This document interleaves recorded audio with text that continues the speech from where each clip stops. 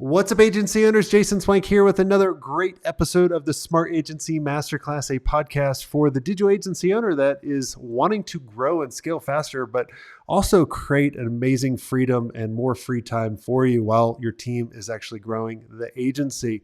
And on today's episode, we're going to talk about a fast-growing agency, and he's going to talk about what type of culture do you have in your agency, and when should you start executing certain things in order to get over that plateau? Because if we're not growing, we are shrinking, and there's no such thing as in the middle. So let's go ahead and jump into the show.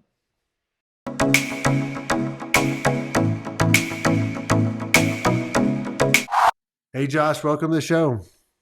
Thanks, Jason. Excited to be here. Yeah, man. So tell us who you are and what do you do?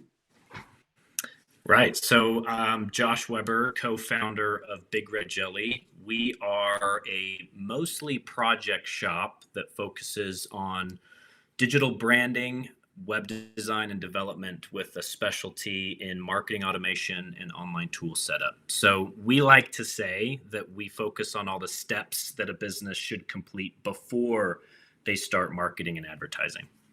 I like it. Well, I mean, you guys are very similar to what we had at Solar Velocity. How did you guys decide to start the agency? Started it 5 years ago. I've been in the agency world since I graduated college. I've worked at several agencies around the United States. Always wanted to start my own. Started off as a full service digital marketing agency, which I'm sure many agency owners can sympathize with. And then when COVID struck, we niched down and we focused on what we were always best at, which was branding and building cool stuff online. And we've now since partnered with other agencies that then do the marketing and advertising. So it's been an absolute journey, but we're growing faster now than ever before. And I like to think we've learned a thing or two. So. Oh, every day is a learning experience in the agency world. There's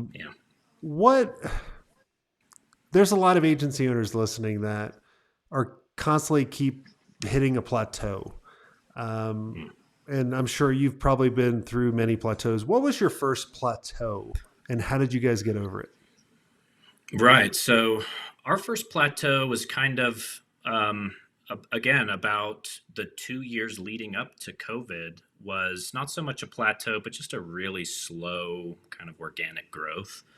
And it was out of necessity that we decided to, like I said, niche down and rip the Band-Aid off, where when COVID hit, I'm sure this happened with many agencies, but over a third of our clients had to close their doors, shut up shop and stop paying invoices. And we decided, hey, we've always been chatting about niching down. We've always chatted about specializing in this area that we always knew we were best at. Now's as good a time as any to do so. I've been listening to several podcasts, yours included, on the importance of just kind of knowing your niche and owning that space. And then we did it. We ripped the Band-Aid off, and it was one of the best decisions we ever made. And you can just see our financials at that particular week just go upward. And I tell you what, yes, my biggest regret is just not doing that sooner. It took a global pandemic for me to make that decision. And so I look back, and that's just one piece of advice that I always love to forward on to other business owners, not just agency owners, right? And so that kind of led us down this pathway of creating a culture of innovation and constantly thinking, well, what can be better? What can be different? Yeah. So when you talk about a culture of innovation, define that a little bit more. Because I talk to agency owners that are like, we're innovative. Well, what the heck does that mean? Yeah. It's interesting because in preparation for this show, I was doing a little bit of research. I was looking at some of the McKinsey kind of global surveys with small business owners. And it's interesting that there's such a gap between a lot of companies value innovation as one of the top areas that they should be focused on and investing in, but it's one of the lowest when it comes to whether actually seeing benefit or seeing that investment take place. So there's this big gap on, I want to be innovative, but I'm not doing it, and I don't understand why. And so I've been trying to bridge that gap here at Big Red Jelly, and I'm sure that a lot of agency owners have familiar with some version of the phrase, if you're not progressing, you're regressing. So if there is no in between, right? You're either going forward or you're going backward. And so what can we do to make sure that we're always moving forward, right? Well, and what are some of the things that you're doing to constantly move forward? Yeah. So I think there's number one, when it comes to culture of innovation, one of the first things we did here at Big Red Jelly after we niched down is we kind of had a company wide meeting, explain why.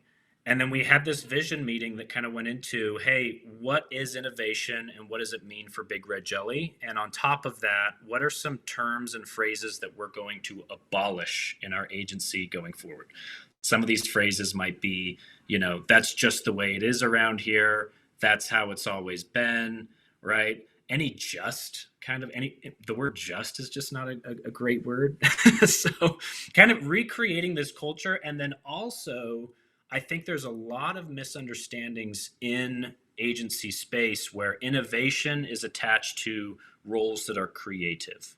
And I don't think that that's true. I think that's a misconception. I think anyone can innovate. In fact, I would argue it's the newest people on the team, the younger people on the team that bring a perspective that's totally unique that you probably lost years ago because you've got your blinders on and you're going full steam ahead in the agency. So step one for us was to create a culture and say, guys, we've decided that we're going to move forward as a company. And if we're not, we're going to be moving backward. Therefore, let's innovate. And then letting that culture start to build upon itself, right? Then we start to focus on meetings, processes, and kind of some fun tactics that we've implemented. So it's been a game changer. Yeah. When you had this meeting, I always laugh because I've seen this, I've heard about it. You even mentioned it a little bit in the pre-show of like, you tell people the grand old vision of the agency.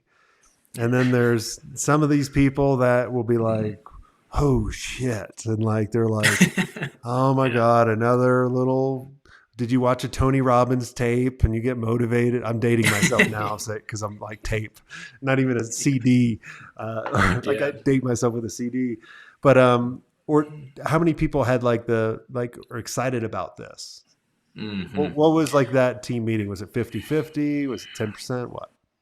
It was about 70-30, 70% being excited and on board and about 30% not. And just like any other kind of vision focused meeting, it is an opportunity to see who's bought in, who's on the train and who's not from a certain perspective. And to some respect, you do weed out those team members that you probably don't want on your team anyway, to be frank, because if you're innovating, you're changing, and some people don't like change. And I really am a big believer that, especially in our space, the digital marketing and branding space, we have to be innovating and changing and updating and optimizing, or you will be left behind. If there's one thing we've learned from this pandemic and what's happening in the world right now, is that we have to be adaptable.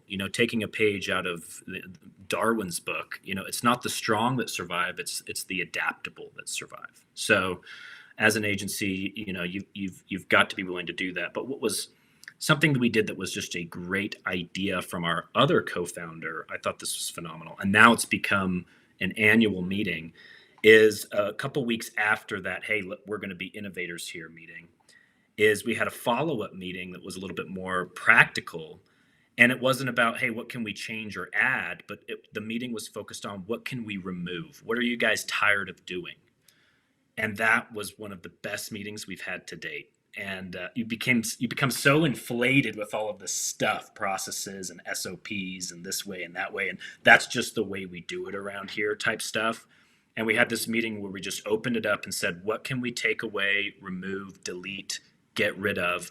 And there was a lot of stuff. And so innovation can be taking stuff out of processes, not always adding, new things. And Most so that definitely. was kind of groundbreaking. Yeah. So in this meeting, because I find this really interesting, I think a lot of agency owners will as well. Did you guys come up with everything? Like, did you set the meeting up to say like ahead of time, hey, what can we remove? You bring this to the meeting, or did you bring that to the meeting as what can we remove and then do it in the meeting, or like have homework? Like Walk us through that process.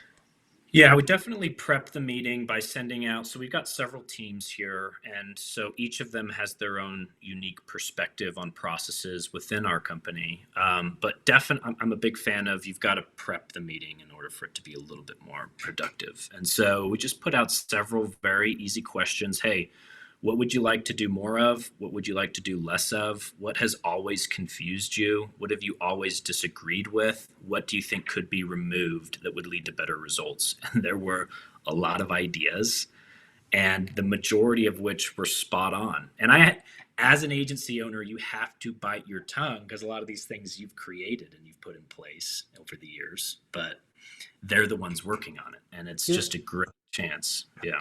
Go over those one more time just so everyone can, because I thought that was brilliant. So the questions before the meeting. Yep, exactly. What can we do more of? What can we do less of? What can we remove? And what can we change that would lead to better results? I love that. Right. And I love how you ended it. What can lead to better results? Yeah. Now, is it better results for you or better results for the clients? For the clients, for sure. Right. Yeah. Yeah. I was, when I look back at, and a lot of you guys have heard the story, when we were a couple million in revenue, hated what I was doing. I did that basic, I took an interview with a well-known company, and they asked me, what do you want to do every day? What do you want to remove? Never do again. Mm-hmm. And when you think about it that way and just remove that crap, because why do we all get burned out? We were talking about this in the mastermind last week with the members, and we were talking about, there was two main things that we left really everyone thinking that I think will change everything is like, what are you constantly doing that you don't want to do, which will lead to burnout? And when you lead to burnout, you start chatting to me about selling your agency, and I try to talk you off the cliff, hopefully get you back on the right track so you don't have to sell. And then the other one is when's the last time you went to your team and said, what do I do that distracts you guys? Yep. And you answer this, like, did anybody, like when you were going, gotta check your ego, out of that list that they prepped, was it like you and your partner are fucking shit up and you got to get out? Like, what is it?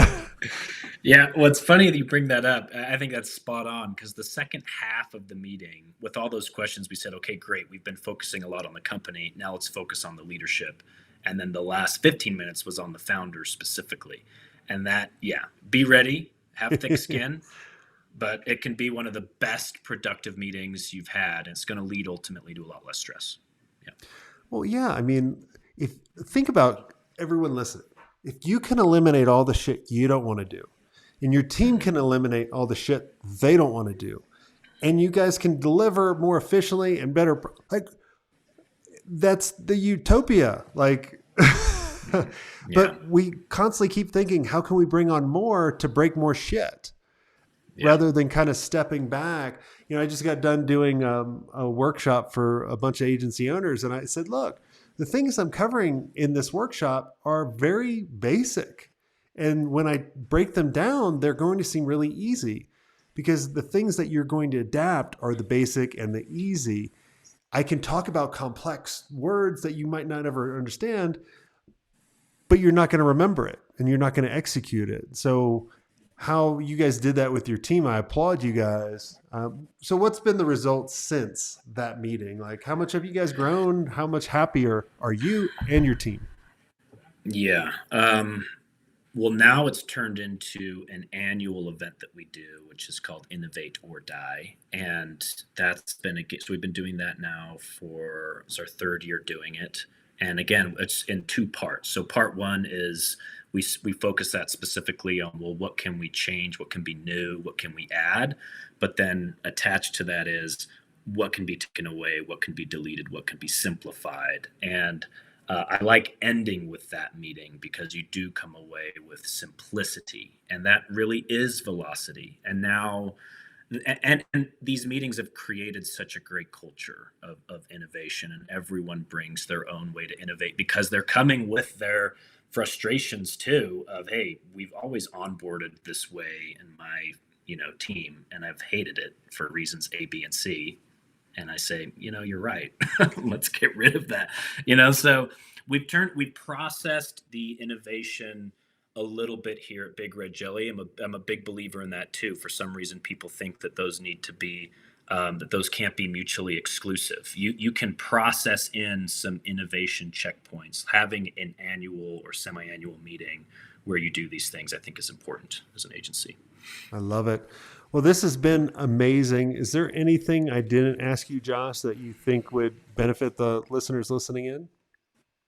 I think the only thing I would add to that is kind of part two, I guess, just to give the listeners an idea on how we're trying to innovate our process to innovate is, attaching to these annual meetings, we're calling it our Silk Road. So the importance of having your team always going outside of your agency, outside of your fishbowl, outside of your team, and getting externally motivated, going to a mastermind, learning from someone who might not be in the same industry, because you always come back and you're fired up. And unfortunately, I think it's just the founders that get a lot of that.